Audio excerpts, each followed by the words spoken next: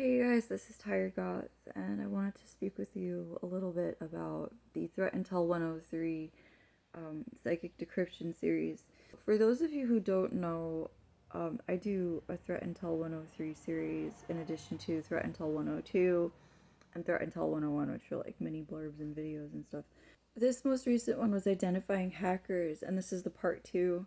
If you want to identify a hacker who is like actively hacking you, what you're going to look out for is the key, the staircase, and the snake or the dog in reverse cards. The dog in reverse is important because it's identifying an unfriendly presence and something that kind of prevents you from having like congenial interactions with this person because they may be very friendly, but their end game is to get into your space and to steal things from you. So we want to identify this. If there is a key or a staircase card together, these two cards imply promotion, right? But what it actually means with respect to a snake and a dog in reverse who could be a hacker in the context, you also want to read the cards surrounding these cards. This also means you're dealing with privilege escalation. If you know what that is, it's when a hacker gets into your box. Your machine is just la-di-da, minding its own business. The hacker uses a remote access tool to latch onto it, almost as if it has like a grappling hook, right? And hook onto your machine and start opening your applications with your passwords without you knowing that they're using your passwords.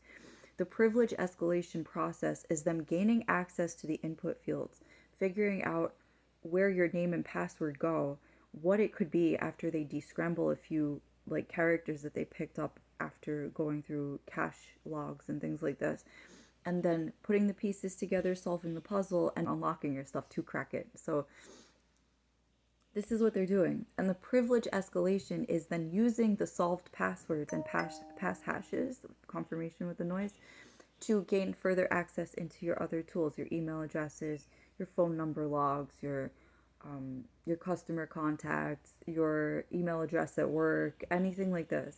Anything that would be linked to your personal information to decrypt further data would be the privilege escalation. You want to check this in the cards. You want to check for this. The cards are going to be the key, the staircase, if you're using a deck that has a staircase in it, the snake in Lenormand, for example, and the dog in Lenormand as another example. You could also have indicators like false friend, main female, if you're using like a Kipper deck or something. You're going to see signs in the contexts of the cards that something is awry, that something is not right, that something is missing crucial details as to the ownership of something. If there's an indication that you have like a false fig or a false sycamore or a false something, a false sycamore, a false tree, for example, could be the remote access point, just to clarify. So you have a lot to work with here. You have a lot of intel that is like right in front of your face, and it's just about applying it to the context. So in the case that you have been hacked, you're dealing with malicious hackers, not good guy hackers. There's a difference. So if you're dealing with malicious hackers, you will be able to read them on the board, and I really hope that this helps people who are trying to, avoid ransomware attacks and, search and seizures that have nothing to do with actual authorities. It's just people who are greedy and money hungry and all sorts of stuff trying to become a billionaire on somebody else's back. So I hope that helps you. I love you. This has been Tired Goth. Have a great, wonderful day. Goodbye.